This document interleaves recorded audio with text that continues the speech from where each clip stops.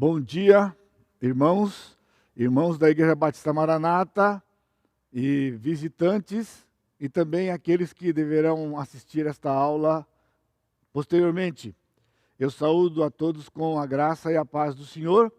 Então estamos aqui mais uma vez reunidos para a nossa EBD, a Escola Bíblica Dominical, e nós estamos numa série no livro de Romanos. Hoje é a 6ª aula. Então, nós temos este módulo de 13 semanas, né? E hoje nós vamos estudar o capítulo 4 de Romanos. Eu convido os irmãos a curvar suas cabeças e vamos buscar o nosso Deus.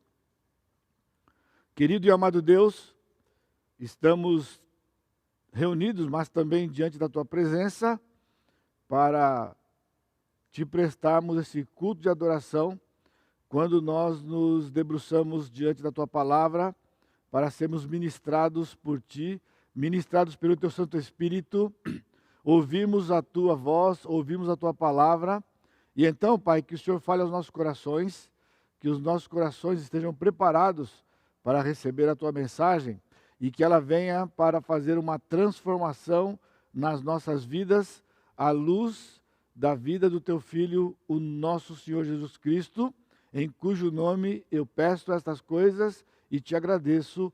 Amém, Senhor. Amém.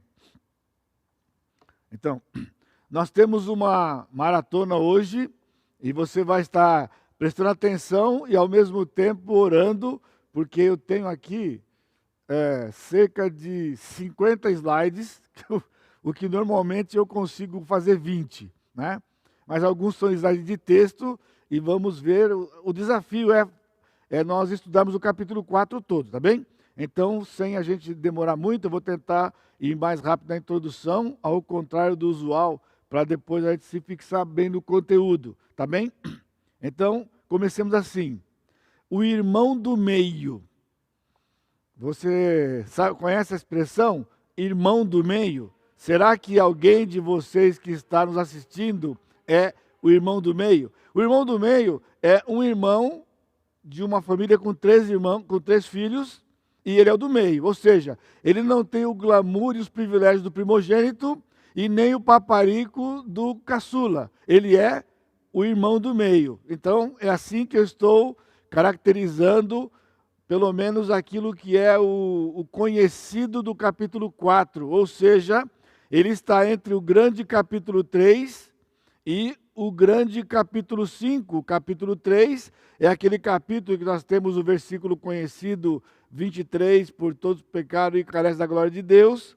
E também o 3, 26, que era o ápice da exposição do apóstolo Paulo sobre a justificação pela fé até então, quando ele diz justo e justificador. E o grande capítulo 5, onde nós encontramos, né? Sendo, pois, justificados pela fé, temos paz com Deus, também é um texto muito conhecido, bem como o versículo 20, onde abundou o pecado, superabundou a graça. E nós vamos ver isso, se Deus permitir, no próximo domingo, este grande capítulo, e muito profundo, e com muitos maus entendidos ou más interpretações. Agora, o nosso ponto de partida é: o que levou Paulo a escrever o capítulo 4? Qual o propósito dele com essa narrativa? E nós podemos alistar pelo menos 3 razões principais. Porque ao ler o capítulo 4, ele dá uma aparência de ser um capítulo sem muita expressão, porque em vista ao capítulo 3, como já mencionei, e o capítulo 5, com aqueles conteúdos profundos e impactantes, o capítulo 4 parece simplesmente uma recordação da biografia de Abraão e uma citação de Davi. Mas Paulo tinha razões por poder escrever o que escreveu e, mais importante, da forma com que escreveu. E eu espero também, mais uma vez, desafiar os irmãos, né, a se disciplinarem sempre, a lerem a palavra repetidamente e se concentrar ou se concentrarem em meditações no conteúdo de cada versículo, como nós estamos feito. Por exemplo, a primeira razão destas três é Paulo escreveu o capítulo 4 por causa dos judeus. Vamos lembrar que a igreja primitiva, né, a igreja de Atos 2, ela foi inaugurada em Jerusalém, que era a capital da Judéia, a capital do povo de Israel, e muitos se converteram, lembra? Cerca de 3.000, não eram todos judeus de Jerusalém, mas eram judeus e prosélitos vindo de várias partes, e mesmo o prosélito, ele era prosélito porque ele era um gentio que havia abraçado o judaísmo com todas as suas regras que eram ensinadas no judaísmo, sobretudo pelos fariseus, né?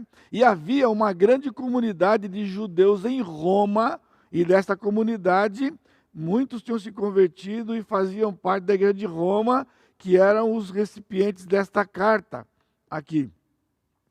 Vamos somar a isto o peso da cultura judaica, porque, como ele escreveu para os judeus, e judeus crentes neste caso, era uma forma de evangelizar os judeus que não eram crentes, mas também um esclarecimento, trazer instruções sobre a conversão do povo de Israel, dos judeus daquela época, enfatizando de que não era uma troca de religião.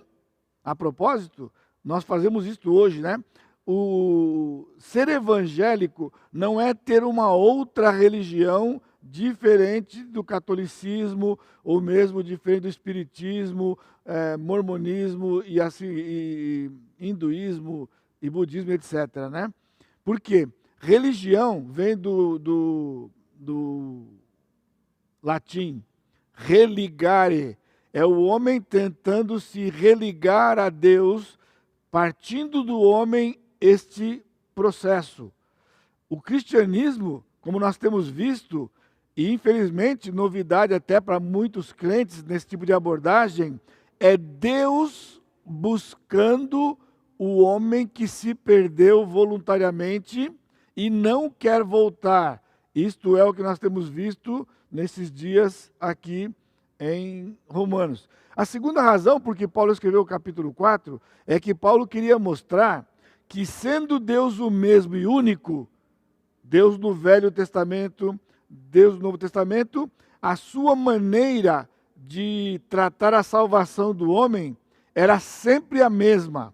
Então, Paulo não estava trazendo uma novidade porque Paulo era agora cristão.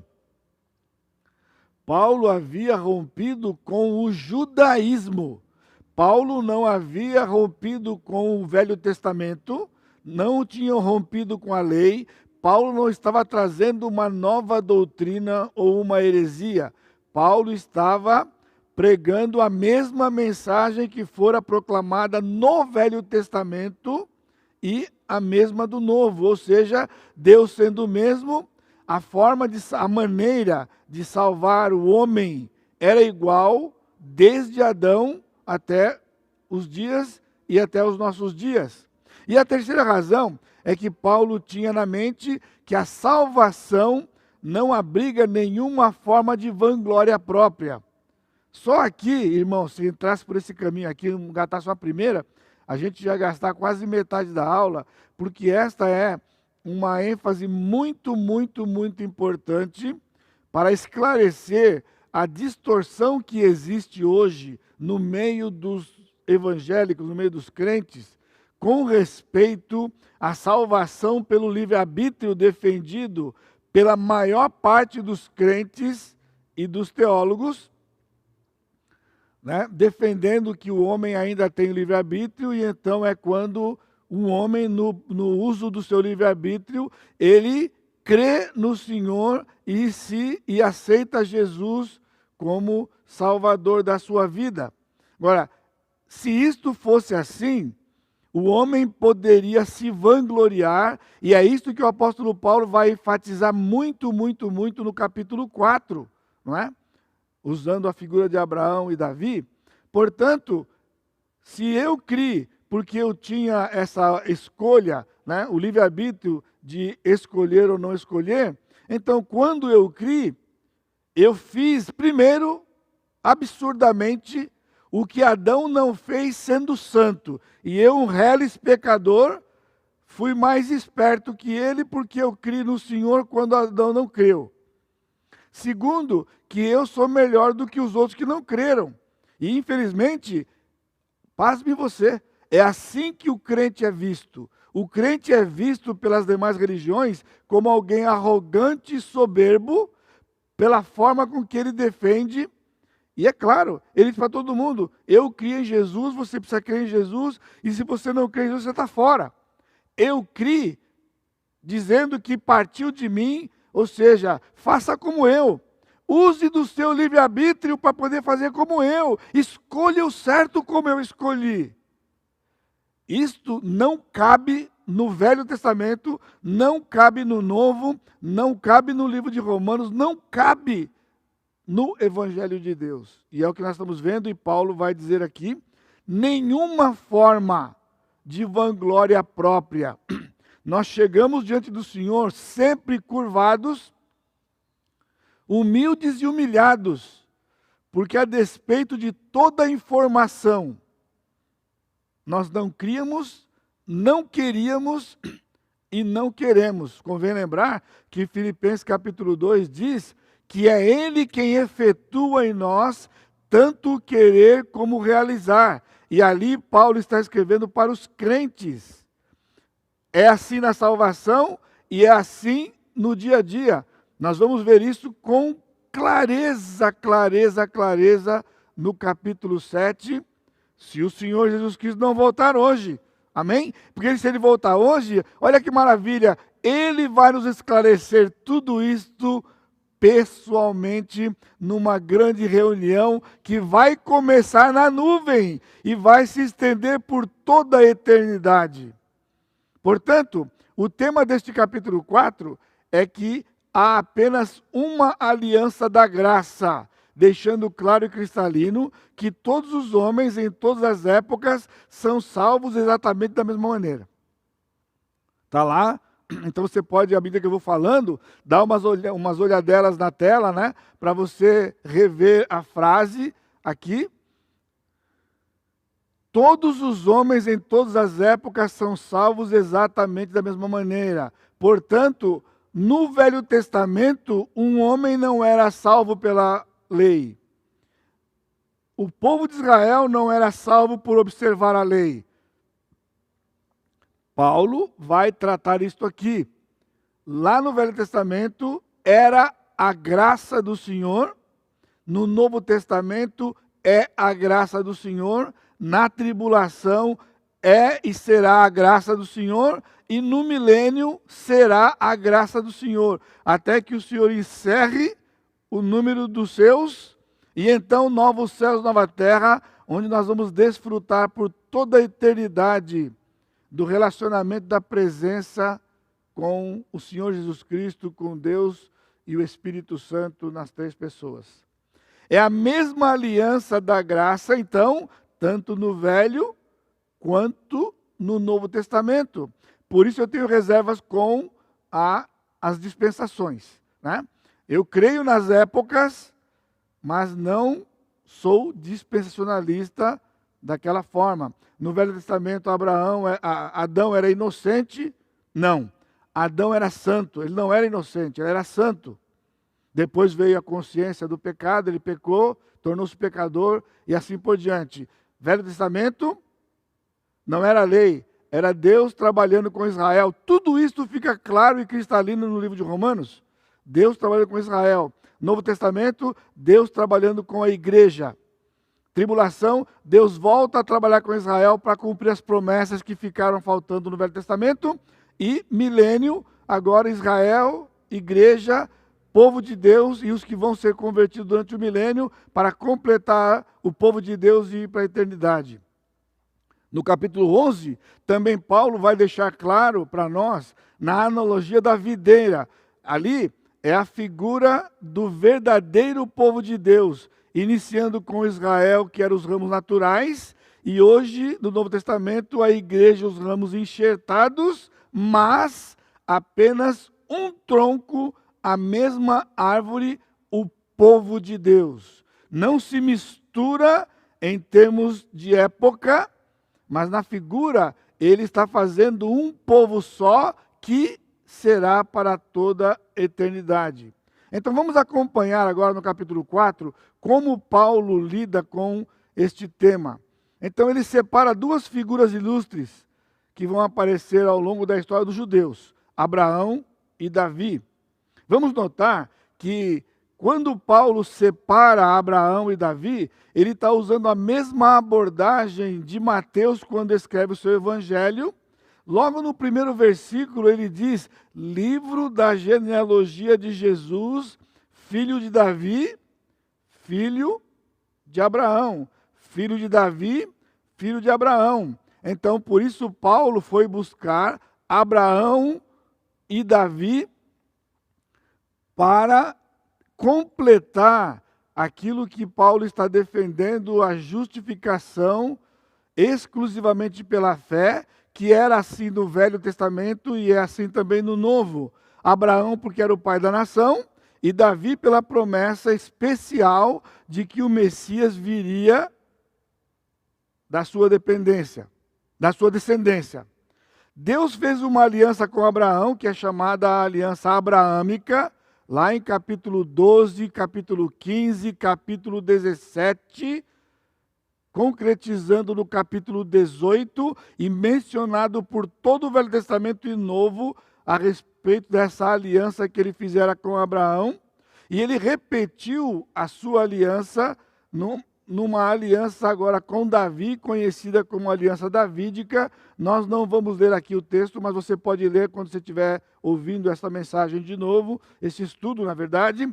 Em 2 Samuel, capítulo 7, de 12 a 14, o Senhor faz uma profecia com dupla referência, referindo-se imediatamente a Salomão e, posteriormente, ao Senhor Jesus Cristo, que viria 1000 anos depois daquele dia. Detalhe, ambas as alianças, abraâmica e davídica, alianças incondicionais. E o que é uma aliança incondicional? Eu farei, eu abençoarei, assim diz o Senhor. Diferente da aliança mosaica, que era uma aliança condicional, eu farei se. Aliás, se eu não fizer isso aqui, eu fico com urticária, entendeu? Então, por favor, olha só. 2 Crônica 7,14, irmãos. Não é para nós. Não canta não. Não canta não. Porque se o meu povo, que se chama pelo meu nome, se humilhar e orar e tal, eu sararei a sua terra. Essa é uma aliança condicional. E o povo de Israel não fez nada daquilo. Portanto, não recebeu. E se for transportado para a igreja não vai receber, porque a igreja não fará. Se chama pelo meu nome, se humilhar, nós não nos humilhamos. Eu paro aqui, senão eu não vou terminar. Vou voltar para cá rapidinho. Paulo, então, mostra no capítulo 4 o seu argumento que nós podemos dividir em 5 partes. Olha o desafio. 5 partes nós temos aqui no livro, no capítulo 4, que eu organizei em 4 partes. Ufa, já ganhei uma só na organização. Vamos para frente aqui. Então, versos de 1 a 5, o caso de Abraão. O que Davi disse no Salmo 32 é o segundo exemplo, versos de 6 a 8. A fé de Abraão acontecendo antes da circuncisão, 9 a 12, é o argumento dele. E também que isso, da mesma forma, foi antes da lei ter sido dada. Então, 1 a 5, 6 a 8, 9 a 12, 13 a 17. E Paulo encerra o seu argumento do capítulo 4 com uma exposição como esta fé foi manifestada no caso de Abraão e como tudo redunda para a glória de Deus. Você lembra do comecinho eu disse que o capítulo 4 tinha uma razão de ser escrito, porque nada redunda ou nada contribui para que haja vanglória do homem. Por quê? Porque tudo que foi feito por Deus, desde a criação, e vai se estender por toda a história da humanidade, foi exclusivamente para a glória de Deus. E Paulo encerra o capítulo 4, versos 18 a 25. Então, vamos ler rapidamente versos de 1 a 5. Versos de 1 a 8. Que, pois, diremos ter alcançado Abraão, nosso pai, segundo a carne? Porque se Abraão foi justificado por obras, tem de se gloriar, porém não diante de Deus. Pois que diz a Escritura, Abraão creu em Deus, e isto lhe foi imputado para a justiça. Ora, o que trabalha, o salário não é considerado como favor, e sim como dívida. Você nota aqui? Abraão não tem do que se gloriar, Abraão não foi esperto, Abraão não usou do seu livre-arbítrio para nada. Deus foi lá em Ur da Caldeia, viu aquele homem e disse, sai da tua terra e da tua parentela e vai para uma terra que eu te mostrarei. E pegou na mão do cidadão e levou o cidadão para a Palestina. Se nós tivéssemos um tempo para explanar aqui, nós temos uma dificuldade com essa história, sabe onde? Em Atos capítulo 7. Porque Atos capítulo 7 é o único lugar da Escritura que conta a história de Abraão, tirando a parte histórica, mas as menções para frente, que aponta que a fé de Abraão era uma fé sustentada por Deus, porque se deixasse por conta de Abraão, Abraão não tinha ido. Porque lá o Estevão foi apedrejado, entre outras coisas, porque ele levantou uma falha de Abraão. Ele disse que Abraão saiu da sua terra e para onde ele foi? Ele foi para Harã. Ele foi para o norte, em vez de fazer direto, porque era deserto, ele foi para o norte e ficou lá até quando? Até que seu pai morreu. Então, quando ele diz, sai da tua terra e da tua parentela, não era para levar o pai nem o Ló. Mas levou o pai e o Ló. E primeira parada, o pai morreu. Aí ele pega Ló e desce para a Palestina. E quando chega na Palestina, ele teve que se separar de Ló, porque ele tinha que deixar da parentela. Mas aqui eu não vou complicar a vida de Abraão, não. Mas vamos falar sobre isso aqui.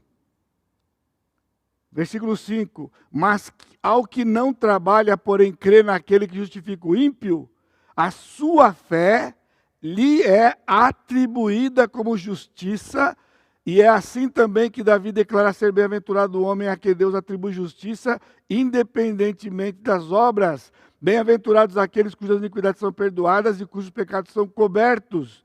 Bem-aventurado o homem a quem o Senhor jamais imputará o pecado. Esse é o primeiro texto. Paulo agora vai falar sobre Abraão e Davi, mostrando de que o que aconteceu com Abraão e Davi no Velho Testamento é o mesmo que acontece no Novo, porque é igual em todas as épocas. Logo no verso 1, Paulo levanta uma questão. Que, pois, diremos ter alcançado Abraão, nosso pai, na carne? Então, o primeiro desafio nosso é entender o que Paulo queria dizer por carne. O que era carne? Carne aqui, para o apóstolo, é aquilo que é externo, oposto ao que é interno e espiritual. Lá no capítulo 3 de Filipenses 3, verso 3, nós encontramos assim: porque nós é que somos a circuncisão, que nós adoramos a Deus no Espírito e nos gloriamos em Cristo Jesus e não confiamos na carne. E ele vai falar agora, falando a respeito disso, que se ele quisesse se gloriar na carne, aí ele diz, judeu de judeus, tribo de Benjamim, aos pés de Gamaliel, fariseu, ou seja, para gloriar naquilo que era exterior, ele podia. Mas veja versículo 8, sim, deveras considero tudo como perda. Perda aqui, meus irmãos, é uma palavra bem branda que foi traduzida, porque literalmente no texto ele diz considerei esterco. Ele diz que tudo aquilo que era da carne, ou tipo, que não era espiritual, que era aquilo com que ele pudesse se orgulhar, quando ele foi aberto os seus olhos, teve os seus olhos abertos e viu Jesus, ele considerou tudo aquilo, literalmente, esterco, para conquistar o Senhor Jesus Cristo. Na verdade, ele diz ser conquistado por ele. Então, ali, ele alista vantagens raciais, sociais e práticas religiosas, mas ele diz que a justificação de Abraão não foi resultado de qualquer ato exterior. Irmãos, isto é profundo, porque a prova da declaração do versículo 2 de Romanos, ele diz, porque se Abraão foi justificado por obras, tem que se gloriar, não diante de Deus. Ele responde no versículo 3, pois que diz a Escritura, Abraão creu em Deus e isto lhe foi imputado para a justiça. Nota que quando ele diz o que diz a Escritura, ele não diz as Escrituras, ele não usou o plural, ele usou o singular. Por quê? Porque refere-se a um texto específico que está em Gênesis capítulo 15, Gênesis 15, no verso 6. Gênesis 15, 6. E só para você observar, ele não está falando de quando ele saiu de Ur no capítulo 12. Ele está falando do capítulo 15, no verso 6. O Senhor o conduziu para fora, no versículo 5, e disse, olha para os céus e conta as estrelas, se é que o podes. Ele disse, será assim a tua posteridade, a tua descendência, a tua semente, ele diz. Ele creu no Senhor e isto lhe foi imputado para a justiça. Isto lhe foi imputado para a justiça. Portanto, crer não é obra. Definitivamente, crer não é obra. Um homem não pode crer por si mesmo, ele não crê por si mesmo, porque crer por si mesmo seria obra e ele teria que se vangloriar, mas não pode. Qual a diferença? Obra é fazer o bem, é ser bom, aquilo que o homem faz por si mesmo. Então, se eu fosse bom o suficiente, eu usaria meu livre-arbítrio para escolher Jesus. É assim que é ensinado, infelizmente, e pregado, mas não é assim que diz a Escritura. Não há nada de bom em nós. Lembra do capítulo 3? Não há quem busque a Deus. Não há um justo, não há nenhum sequer. Já a fé não procede de dentro do homem. Ela é recebida. Novamente, Efésios capítulo 2, o apóstolo Paulo escreveu, porque pela graça sois salvos mediante a fé, e isto não vem de vós. É o clássico, é um clássico da salvação. É dom de Deus. Nós recebemos do Senhor a fé é nos dada e a justiça nos é imputada quando exercitamos a fé, movidos e dirigidos pelo Espírito Santo de Deus. Assim foi com cada um de nós, assim tem sido com a salvação desde todos os tempos. E o pensamento é finalizado no versículo 5, quando ele diz a diferença. Não trabalha, ele diz, não trabalha. Mas ao que não trabalha, porém crê, que justifica o ímpio, a sua fé lhe é atribuída. Não era o trabalho e o esforço de Abraão.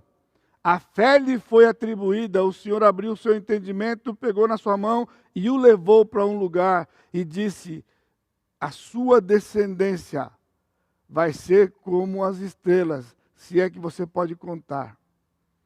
Mas sabe qual era o engano? E qual é o engano? Ele não estava falando do povo de Israel. Porque a sua descendência é o mesmo seu descendente da mulher. Era o Senhor Jesus Cristo, e através do Senhor Jesus Cristo, salvos de todas as famílias da terra. Então a descendência de Abraão, a que Deus se referiu em Gênesis capítulo 15, não era o povo que ia sair dos lombos de Abraão. Era o povo que o Senhor daria para Abraão, começando com parte da nação que sairia dele e de todas as nações da terra. Irmãos, leiam o profeta Isaías. Etiópia, Egito, esses povos vão se converter nação inteira na tribulação. Não é só Israel, não é só o remanescente de Israel, o remanescente do Egito, o remanescente da Etiópia, o remanescente da Assíria, vão todos ser convertidos durante aquele tempo da tribulação, e todos eles fazem parte da descendência de Abraão. Por isso é inumerável, milhões de pessoas ao longo dos tempos. Crer, então, é um crédito, ele diz, foi-lhe imputado. Crédito o crer ali era um crédito recebido numa conta vindo de uma outra conta de uma outra pessoa. Abraão recebeu um crédito que foi a justiça, a fé foi-lhe imputada para a justiça, para que ele então fosse justificado. É isto que significa imputada. Nos versos 3, 4, 5 e 6, aqui do texto de Romanos, eu não vou poder ler novamente, mas veja, aqui, nós encontramos 3 palavras, ou 3 traduções, em 4 vezes, nesses versos, mas é a mesma palavra. Pois que diz a Escritura, Abraão creu e foi-lhe imputado para a justiça. Versículo 4, ora, ao que trabalha o salário não é considerado. Considerado é a mesma palavra imputado, mas ao que não trabalha, porém crê naquele que justifica o ímpio, a sua fé lhe é atribuída. Atribuído é a mesma palavra de considerado e mesma palavra de imputado. Versículo 6, é assim também que Davi declara ser bem-aventurado o homem a quem Deus atribui justiça. Atribuída, considerado e imputado é a tradução da mesma palavra logizomai, que vem do verbo lego, que significa eu digo, verbo dizer, contar, imputar, levar em conta.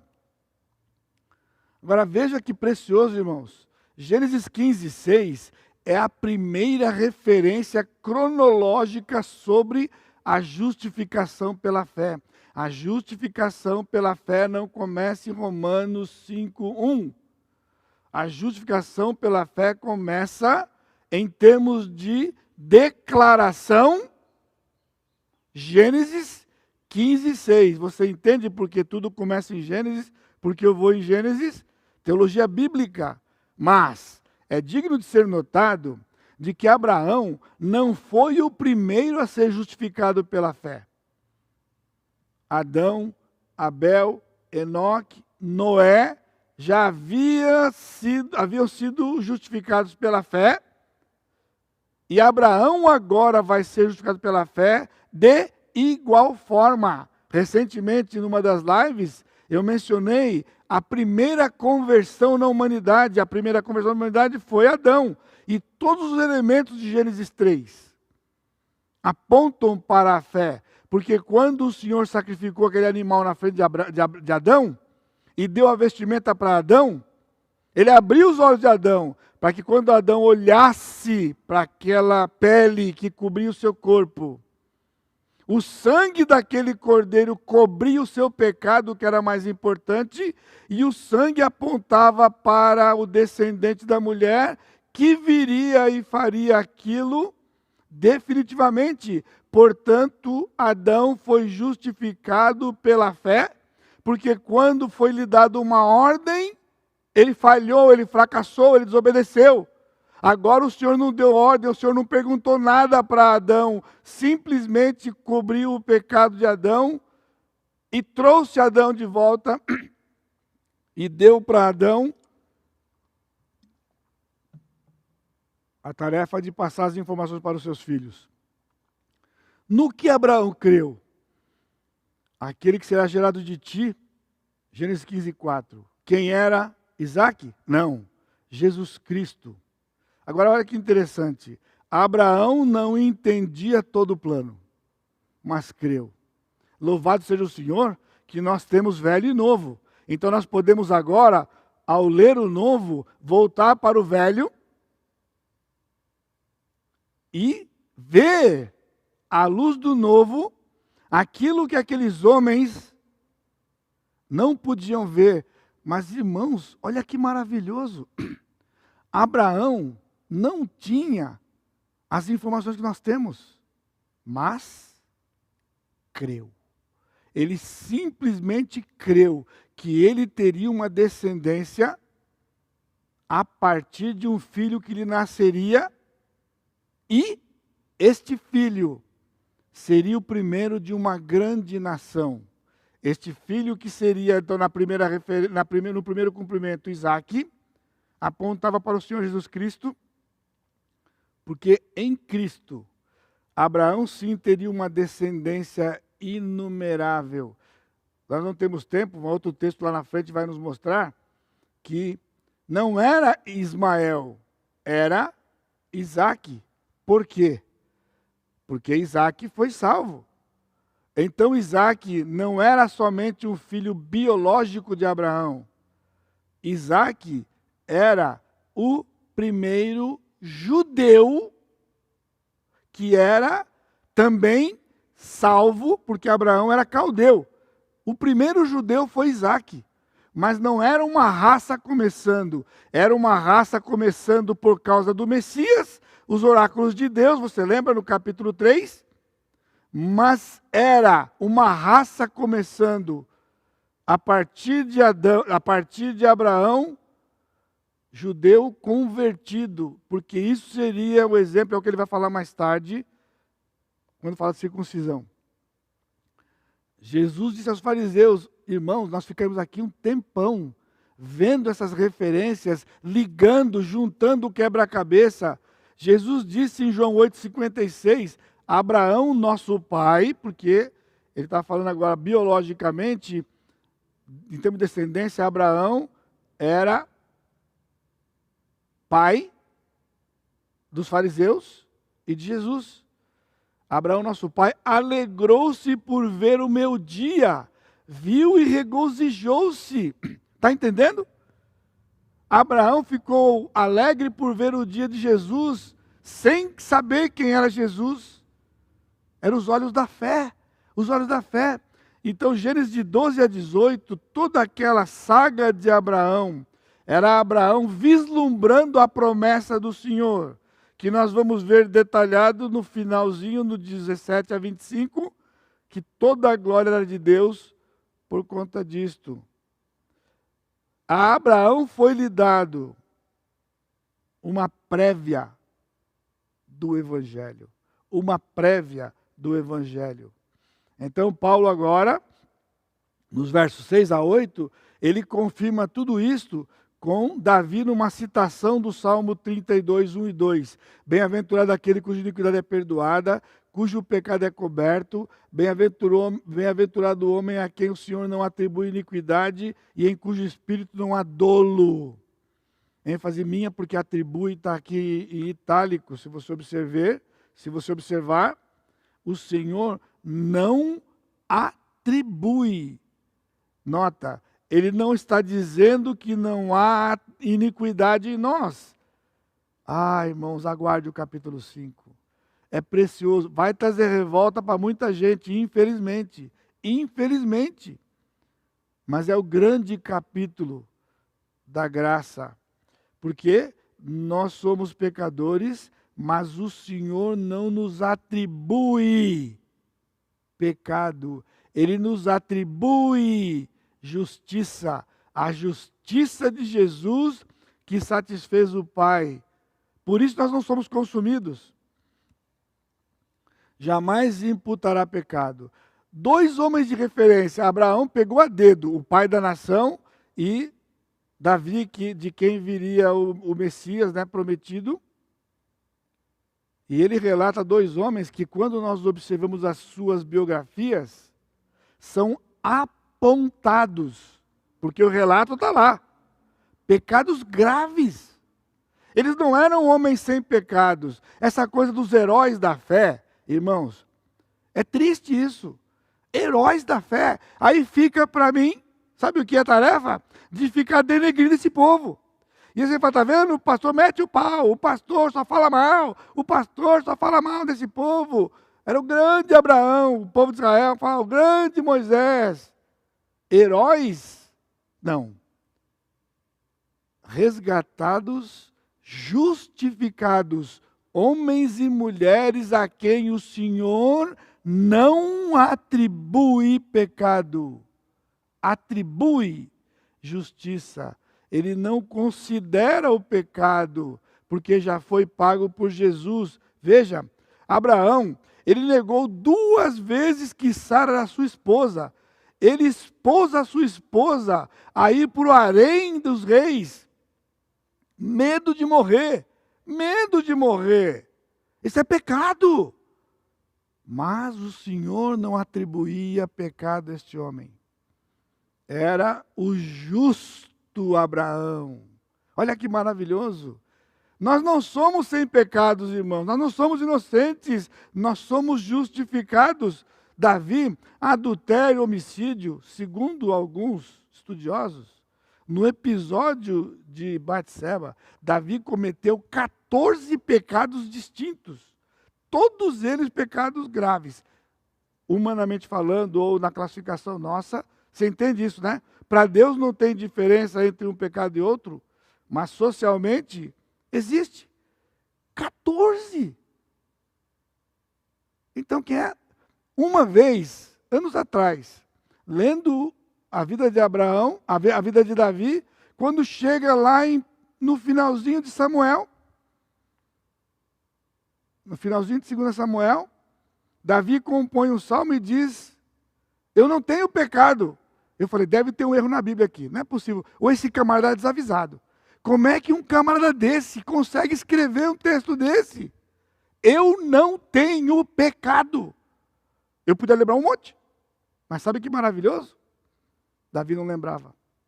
O Senhor havia apagado da sua mente os seus pecados. Porque eles estavam apagados diante de Deus. E porque estavam apagados diante de Deus. Sabe por que estamos vivos? Eu estou vivo porque eu não lembro dos pecados confessados. O Senhor apaga pela misericórdia dele. Isto é justificação pela fé. Isso jamais poderia vir de um homem que escolhe o Senhor. Que o homem não escolhe o Senhor.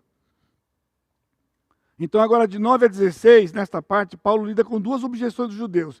Depois de explicar tudo isto, lembra que uma das razões, a primeira era judeus? Judeus convertidos, não deu para entender. Paulo, tudo bem, você explicou, muito bacaninha. Olha, mas a coisa é a circuncisão e a coisa é a lei. Paulo tinha uma paciência, irmãos. E nós temos que ter. Por quê? Eu não tenho nenhuma pretensão de convencer ninguém. Nunca preguei num prego de carapuça. Eu pego a Escritura. E não tenho pretensão. Sabe por quê? Porque se eu tivesse, estava morto. O Paulo, o grande Paulo, o mestre Paulo, explica, detalha, mostra, fala de novo, fala outra vez, repete com outro jeito. E o pessoal diz, tudo bem, Paulo, mas... Eu já experimentei isso. Não tem livre-arbítrio. Tudo bem, pastor, mas... Então, Paulo vai agora explicar, mesmo que o pessoal está questionando aqui, Paulo pacientemente, de 9 a 16, ele vai de novo mostrar para eles que a circuncisão e a lei não tinham nada a ver com isso, agora usando a vida de Davi e Abraão. Esta porção de 9 a 16 está dividida em 2 partes. 9 a 12 e 13 a 16, respectivamente, porque vão tratar da circuncisão e da lei. 9 a 12 a circuncisão e 13 a 16 sobre a lei. Veja de 9 a 12. Vem, pois, esta bem-aventurança exclusivamente sobre os circuncisos ou também sobre os incircuncisos? Visto que dizemos, a fé foi imputada a Abraão para a justiça, como, pois, lhe foi atribuída, estando ele já circuncidado ou ainda incircunciso? Não no regime da circuncisão, e sim quando incircunciso, ele recebeu o sinal da circuncisão como selo da justiça da fé, que teve ainda quando incircunciso, para vir a ser o pai de todos os que creem, embora não circuncidados, a fim de que lhes fosse imputada a justiça e pai da circuncisão, isto é, daqueles que não são apenas circuncisos, mas também andam nas pisadas da fé que teve Abraão, nosso pai, antes de ser circuncidado. Ele está falando a mesma coisa? Não, mais profundo ainda. Ele disse, Abraão, quando creu, ele estava circuncidado ou não? Foi antes de ser circuncidado, portanto, Abraão era um gentio. E sendo gentio, a salvação também era dos gentios. E agora, ele creu e passou a ser pai de uma grande nação, que tem circuncidados e não circuncidados. Não circuncidados, todos os gentios? Não, os gentios que vão ser salvos. E os circuncidados? Todos os circuncidados, nasceu judeu, está garantido? Paulo repete, não, os circuncidados, mas aqueles que andam nas pisadas da fé que teve Abraão, nosso pai, antes de ser circuncidado. Portanto, um judeu só é filho de Abraão, descendência de Abraão, se ele crer como Abraão. E como Abraão, a fé tem que ser imputada indistintamente gentios e judeus. O argumento da primeira objeção, então, de 9 a 12, é que no pensamento do judeu, a circuncisão era essencial. Paulo, tudo legal, bacana, Jesus, bacana, mas tem que ser circuncidado. Não tem jeito. Dá para desistir, não? Mas Paulo não desiste. Então não desista. Não desista, irmão. Insiste. No sentido de convencer, não. De proclamar a verdade. Não abra a mão da verdade. Insta a tempo e fora de tempo, Paulo ensinou a Timóteo. Então, eles diziam, tudo bem, Jesus legal, mas tem que ser circuncidado. Nós temos grupos hoje que dizem o seguinte, tudo bem, a fé em Jesus, mas tem que cumprir a lei. É assim? É assim? É um grupo. Assim, Paulo deixa claro, ainda usando Abraão, que a justificação é tanto para os da circuncisão como os incircuncisos, com uma reflexão inigualável na justificação de Abraão. Abraão foi justificado sendo incircunciso. Vai além, ele enfatiza o que a circuncisão na verdade era. A circuncisão na carne, na verdade ela era um selo exterior. Verso 11 ele diz, e recebeu o sinal da circuncisão. Porque Abraão foi circuncidado com 86 anos de idade. Não foi no 8º dia, foi com 86 anos de idade no mesmo dia que ele circuncidou Ismael. Ele circuncidou Ismael no 8º dia e neste dia Abraão também foi circuncidado. Então Deus disse, Paulo está dizendo, a circuncisão na carne é um selo, é uma marca exterior que representa a fé interior. Aqui, ó, eu estou na frente, está coberto, viu? Mas está aqui, ó, o batismo, louvado seja Deus, vamos voltar a batizar a gente logo, logo, viu? E aguarde, tem paciência, ó. O corona vai, mas o batismo fica. Fica. Estão ouvindo? Então, o batismo é um sinal externo. É um testemunho público da fé interna. Eu pertenço a Jesus e pertenço agora ao povo do Senhor. Eu me identifico com a igreja do Senhor. O valor de uma carta, irmãos, está no seu conteúdo. O selo é a garantia de que ela chegará ao destino. Assim é o próprio Espírito Santo descrito em Efésios capítulo 1. A salvação não é pelo batismo, é pela fé no Senhor Jesus Cristo. Mas o Espírito Santo é o selo, a garantia que vamos chegar no céu. Então não é membro da igreja que garante que vai para o céu. Sabe o que é o Espírito Santo?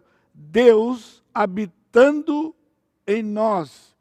Deus garantiu, Deus era o preço, Deus pagou o preço, lembra? E o selo também é Deus. Aquele que não tem o Espírito não é dele. Gálatas é claro, cristalino. Romanos vai falar no capítulo 8. Se não tem o Espírito, esse tal não é dele. Arremata deixando claro que os circuncidados, somente os que têm fé em Abraão. Agora, na segunda parte, de 9 a 16, de 13 a 16, Paulo trata com a segunda objeção, que é da lei. Qual a relação da justificação com a lei? Não foi por intermédio da lei que Abraão, a sua descendência, coube a promessa de ser herdeiro do mundo, e sim mediante a justiça da fé. Pois se os da fé é que são os herdeiros, anula-se a fé e cancela-se a promessa. Pois se os da lei são os herdeiros, anula-se a fé. Porque a lei suscita a ira, mas onde não há lei, também não há transgressão. Essa é a razão por que provém da fé, para que se dê segundo a graça, a fim de que seja firme a promessa para toda a descendência. Não somente ao que está no regime da lei, mas também ao que é da fé, que teve Abraão, porque Abraão é pai de todos nós. Então, no argumento, Paulo usa uma palavra-chave, promessa de ser herdeiro do mundo. Versículo 13. O que ele quer dizer com promessa?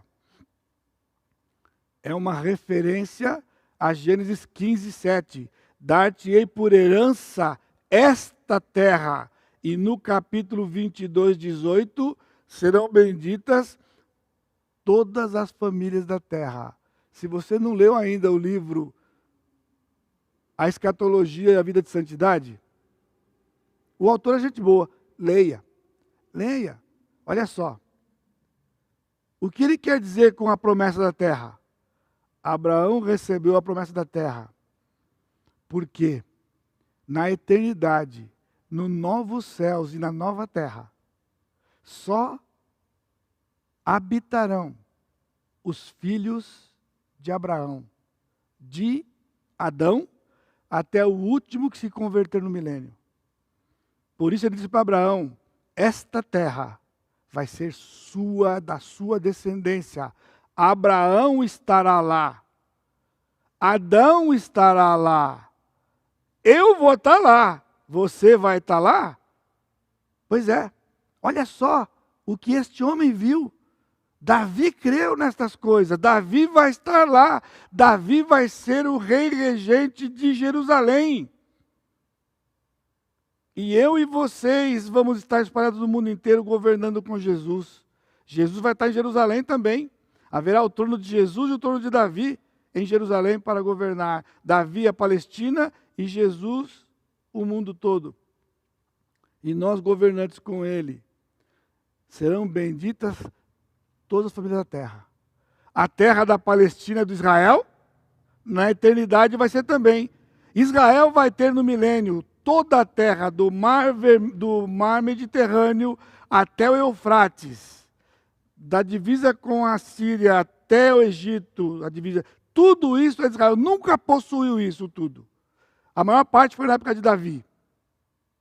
E era pequenininho ainda. No milênio vai ser tudo. E o restante do mundo serão para a igreja. Nós da igreja. E cada povo que for resgatado vai morar no seu lugar do seu povo. Governados pela igreja. Alguém vai ficar na Etiópia, alguém vai ficar lá na Síria. Todos os países do mundo vai ter crente no milênio. Mas quem vai governar? Serão da igreja. Isso aconteceu com Abraão. O quê? Abraão só recebeu, o povo de Israel só recebeu a lei 430 anos depois de Abraão, porque no capítulo 15 ele disse: o teu povo vai ficar 400 anos no Egito. Então a lei, na verdade, foi dada para embasar a ira de Deus contra o pecado, não para salvar o povo. A salvação, portanto, provém da graça e não da lei, para validar e fazer jus a promessa para toda a descendência de Abraão. Os que estavam debaixo da lei, judeus, e os que não estavam debaixo da lei. Os gentios sem a lei mas que estavam debaixo da ira. Mesmo quem viveu sem a lei estava debaixo da ira. Nós vimos isso 1:18 a 32. E finalmente, acho que eu termino, hein? Tem um minutinho ainda. O resultado da fé de Abraão. O que exatamente a fé de Abraão o capacitou? O que a fé nos capacita? Quando cremos no Senhor, quando a fé nos é dada, quando recebemos a fé e a justiça é imputada sobre nós, a justiça de Jesus, o que esta fé capacitou Abraão? O que aconteceu? É uma longa história de alguns capítulos do Velho Testamento.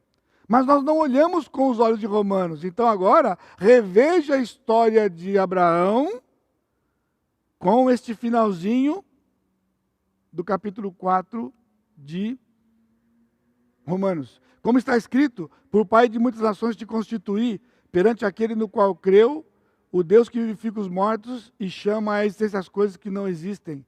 Abraão, esperando contra a esperança, creu, para vir a ser pai de muitas nações, segundo lhe fora dito, assim será a tua descendência. E sem enfraquecer na fé, embora levasse em conta o seu próprio corpo amortecido, sendo já de 100 anos e a idade avançada de Sara, não duvidou por incredulidade da promessa de Deus, mas pela fé se fortaleceu, dando glória a Deus. Viu? Dando glória a Deus, estando plenamente convicto de que ele era poderoso para cumprir o que prometera. Pelo que isto lhe foi também imputado para a justiça, e não somente por causa dele está escrito que lhe fora levado em conta, mas também por nossa causa, posto que a nós igualmente nos será imputado, a saber, a nós que cremos naquele que ressuscitou dentre os mortos a Jesus, nosso Senhor, o qual, Jesus nosso Senhor, foi entregue por causa das nossas transgressões e ressuscitou por causa da nossa justificação. E aqui eu falo para você, na verdade, de verdade, não é o irmão do meio. Sabe o que é? Acredite, trigêmeos. Trigêmeos. Nasceram no mesmo dia. O grande capítulo 3, o grande capítulo 4 e o grande capítulo 5. Se você continuar nesta série, vai ver que vai ser quíntuplos. Porque é o grande capítulo 6, o grande capítulo 7 e sextuplos o grande capítulo 8. Sextuplos, os grandes capítulos. Olha só esta frase. 25, Jesus foi entregue por causa das nossas transgressões e ressuscitou por causa da nossa justificação. Tão poderoso, tão tremendo, como onde abundou o pecado, superabundou a graça, e tremendo como no capítulo 3, justo e justificador.